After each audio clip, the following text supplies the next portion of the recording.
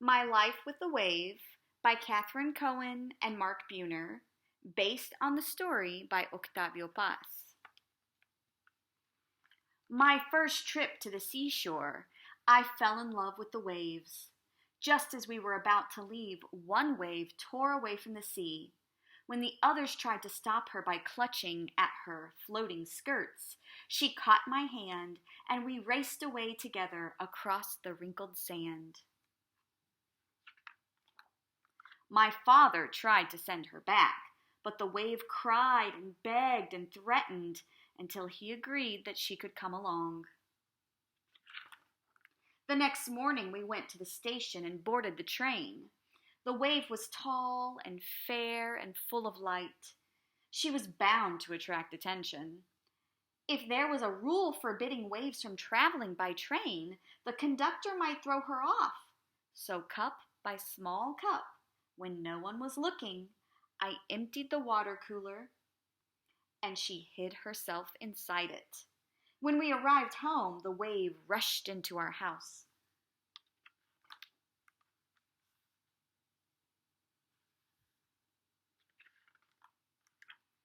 Before, she had been one wave. Now she was many. She flooded our rooms with light and air, driving away the shadows with her blue and green reflections. Small, forgotten corners, crowded with dust and dark, were swept by her light. The whole house shone with laughter. Her smile was everywhere. The sun came into our old dark rooms and stayed for hours and hours. It loved dancing with the wave and me so much that it sometimes forgot to leave. More than once it crept out through my window as the stars watched in amazement. The wave and I played together constantly. If I caught and hugged her, she would rise up tall like a liquid tree, then burst into a shower and bathe me in her foam. If I ran at her and she stood still, I would find myself wrapped in her arms. She would lift me up, then let me fall, only to catch me and lower me to the floor as gently as a feather. At night, we lay side by side, whispering secrets with smiles and smothered laughter. She rocked me to sleep in her waters and sang sweet sea songs to me into the shell of my ear. Sometimes in the dark she shimmered like a rainbow. To touch her then was like touching a piece of night tattooed with fire. Other nights she was black and bitter.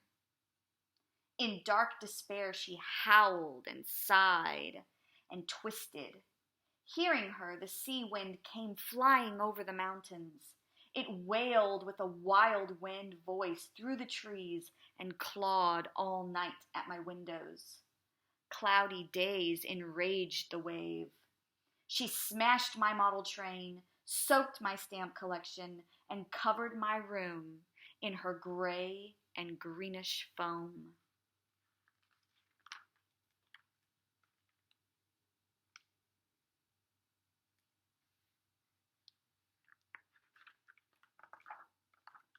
She was pulled by the moon and the sun and the stars. Her moods were as changeable as the tide. I thought she might be lonely and gave her seashells and a tiny sailboat to play with. After she smashed these against the wall, I brought home small fish for her.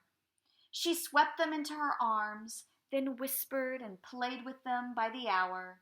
At night, while she slept, the fish adorned her hair with little flashes and splashes of color.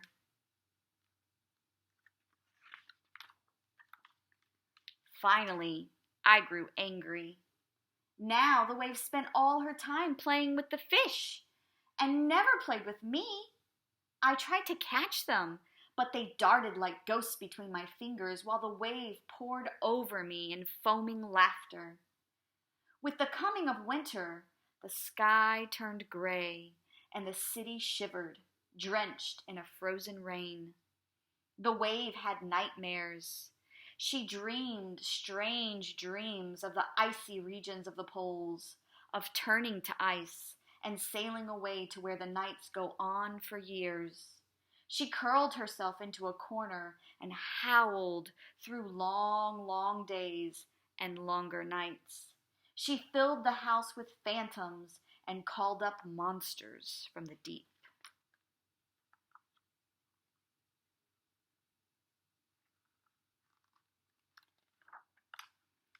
My father said she would have to go. My poor mother was nearly crazy. Since I could never catch the wave, we packed and went away for a time, leaving her behind in the cold. When we returned, we found the wave frozen, a beautiful statue of ice. Though it broke my heart, I helped my father wrap her in a quilt, and we carried her back to the sea. Now the house is dark again, and the corners are filled with dust and shadows. Sometimes I lie awake at night and remember. My parents say good riddance to bad waves, and I am never to bring home another. But I miss my friend. Maybe next year, if we go to the mountains, I'll bring home a cloud. Clouds are soft and cuddly and would never act like a wave.